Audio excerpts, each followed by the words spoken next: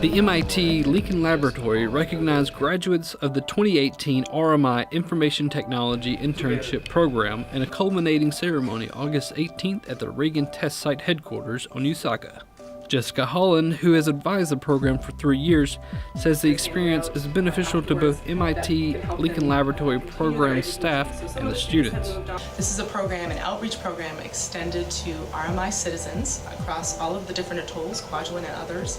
Students come to the program. It's 10 weeks during the summertime. They learn about information technology from Rainey Reynes. John O'Rourke, who is our systems administrator here, and myself assist the program. And during that time, the students learn the very fundamentals of computers, how to build computers. They learn how to troubleshoot problems. They also learn how to build a network and troubleshoot problems there. My favorite part of this program is building a computer. I want to teach the communities and students on how to build a computer and other stuff, anything about computer. Oh, my favorite part of this program is to installing those every different server on software on the network and troubleshooting. That's the most important things that I learned to troubleshoot. I've been learning a lot to troubleshoot a network. Okay, I want to continue my project at the school training that I learned from my MIT program. So I want to be, continue on the idea of our project, connecting all the network from Kwajalein to Dubai. Part of the program is to do a hands-on project that helps them apply what they've learned. The last couple of years, they have been bringing technology to the eBay hospital to assist with their data record system, since that has been problematic in the past. So the students have actually learned how to set up the hardware there. They've configured a server and run Linux on that machine so that they can save data records and have a backup. Intern instructor Rainey Reynes has worked with the program since its inception 11 years ago. He says the internship is very challenging with the amount of information they try and teach in the 10 weeks' time. I learned a little bit from them. Most is that sometimes it's really fun to see what's different about these students. They really want to learn it, but they try to understand it. Kind of hard because you have to learn 10 weeks, a lot about it. Lanwei, a teacher from eBay, will pursue opportunities to share his IT training with the students, and recounted the empowering feeling he had when he discovered he could fix broken computers using his training. While Batlock, an eBay school's IT employee, hopes to further support school networks. He presented an early design for a network he will implement to assist communities on eBay and Gujigu. They have a great experience in this program. They learn a lot, and of course the goal is that they continue on and have more education in their future and have skills that they can bring back to their home islands or home atolls, which is helpful to bring the Marshall Islands up to a higher technological advancement.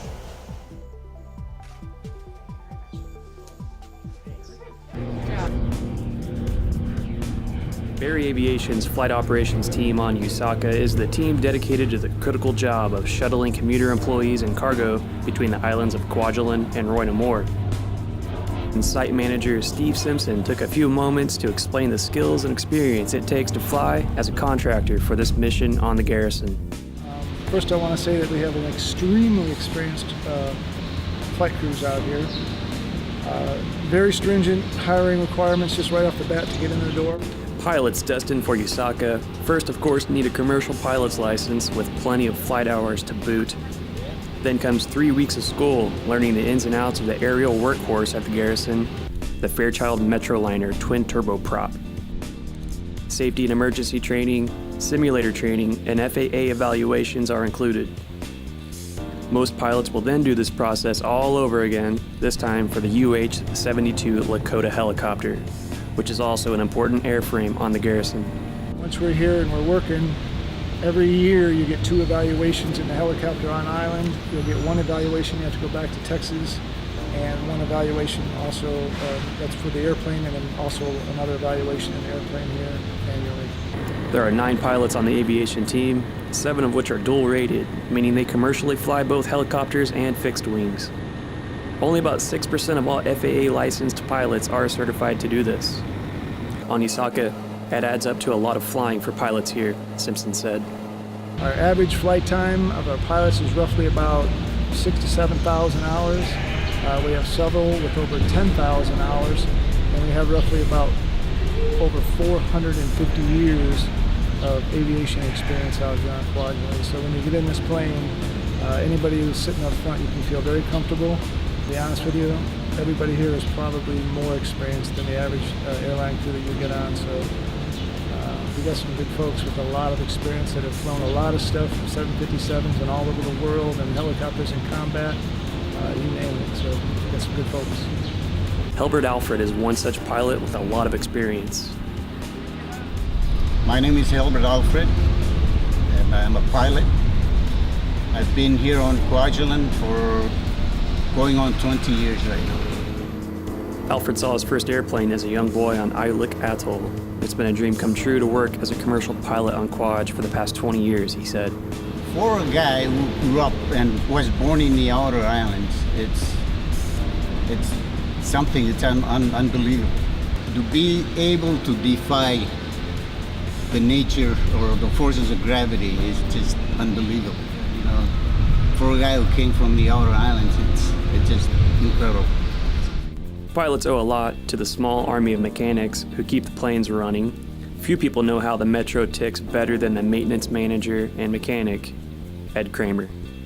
My name is Ed Kramer. I've been living on Kwaj for 6.5 years, but I started coming out here in 2003 when Barry Aviation first showed up, so I've been associated with this program since day one out here.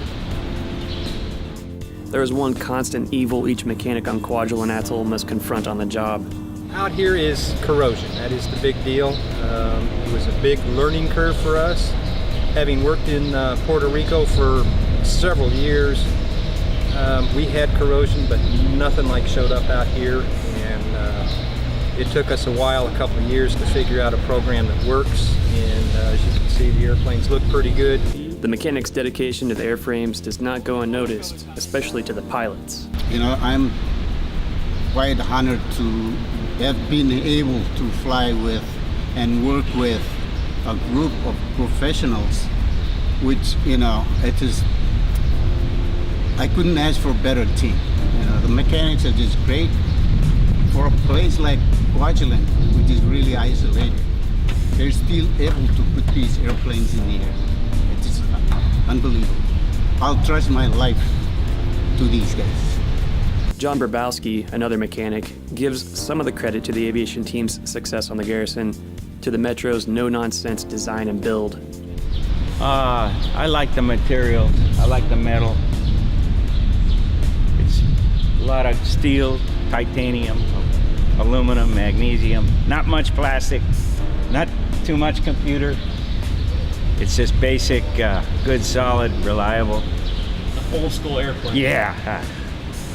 Kramer has something to be proud of when he tallies up the number of flights performed, the miles flown, and passengers and cargo carried since the early 2000s, when the Metro was first brought out to the atoll. All total, we have flown 44,371 flights as of Monday.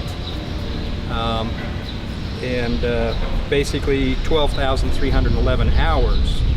When you figure out the 50 miles to Roy and back that we fly and everything, we put in well over 2.2 million miles of flying. We've carried 576,000 passengers and 35 million pounds of freight over the years. That's about where we stand right now. If you can think of it, these airplanes were built in 1987. So you take a 2.5-ton pickup truck, come out here and fill it up every day, 6 times a day, and fly it back and forth to Roy for 2 million miles. I don't think you'll find another vehicle out here that's lasted that long.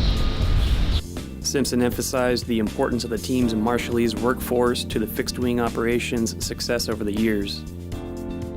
In regards to the local nationals who work for Barry, One thing I think is pretty cool is we have 24 employees, of which 33% of those are RMI. Almost all of them are our longest tenured employees. We have, of course, 2 Marshallese pilots, one Hubbard Elfert and Jeff Wassey, who have both been here coming up on 20 years. We have 2 RMIs in our supply room, which are critically important. 3 guys that work in our hangar, and an admin girl in our maintenance office, which is kind of almost like the admin mom out here. She kind of runs a pretty important show out here. So. Of course, the aviation team couldn't do its job without the ceaseless help of the airfield operations team. They're the folks on the Garrison who perform flight manifesting, fueling, baggage and cargo handling, flight scheduling, air traffic monitoring, and much more.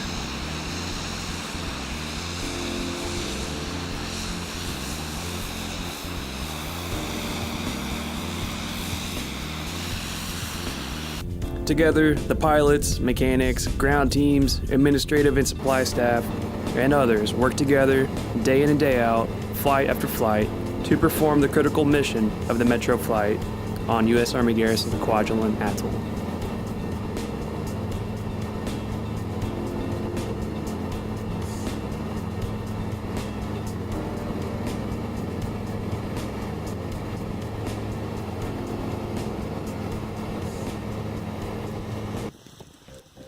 A bout of wild weather swept through Kwajalein Atoll Saturday, August 25th. The Reagan Test Site weather station recorded wind gusts of up to 47 miles an hour in the morning hours, and a total of 10 inches of rainfall in a 16-hour window.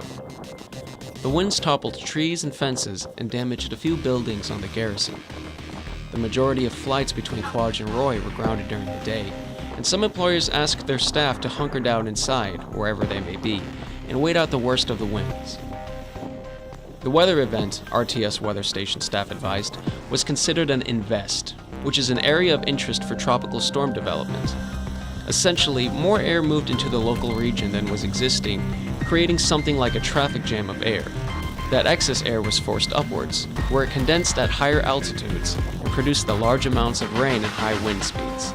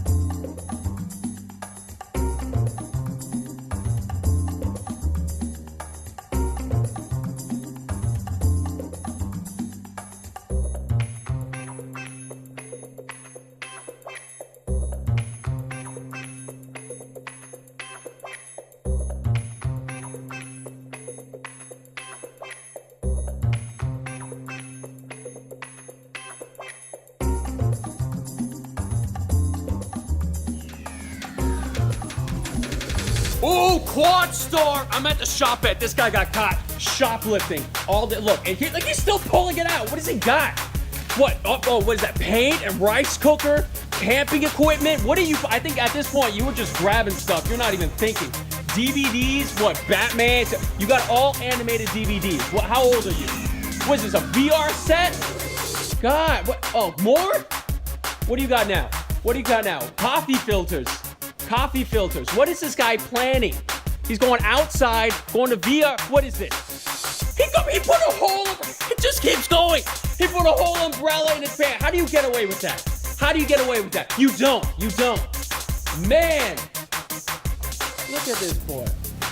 Look, you're in the middle. Everyone's watching you. You got to pull it out in front of everyone. You can be all over the internet. Oh, you are so fired.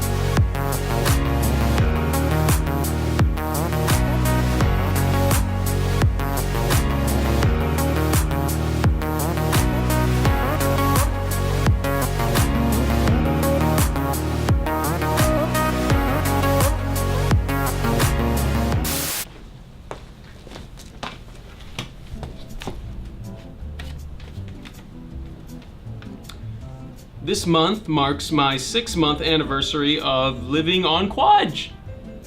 I will now list off the injuries I have sustained so far. Please don't make me do this. Please don't make me do this.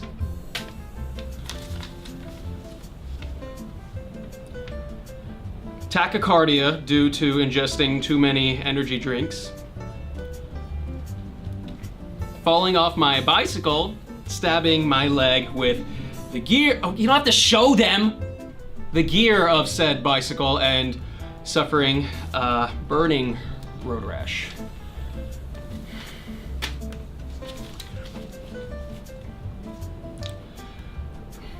Bruised foot bone on bed after attempting to enter my bed. They know what a foot looks like. Lacerated finger after chopping sushi. There. Popcorn lodged in eyeball, and I'm supposed to repeat popcorn lodged in eyeball. Okay, this one just says ant-attack. Fell in radio studio, separating bone from tendon in toe. Yeah, get a good look at it. Get a good look. Yeah, that happened. I wish it sounded cooler, but that's what happens. Oh, and yeah, of course, fell off a bicycle once again, this time on to my face. Okay, you know what?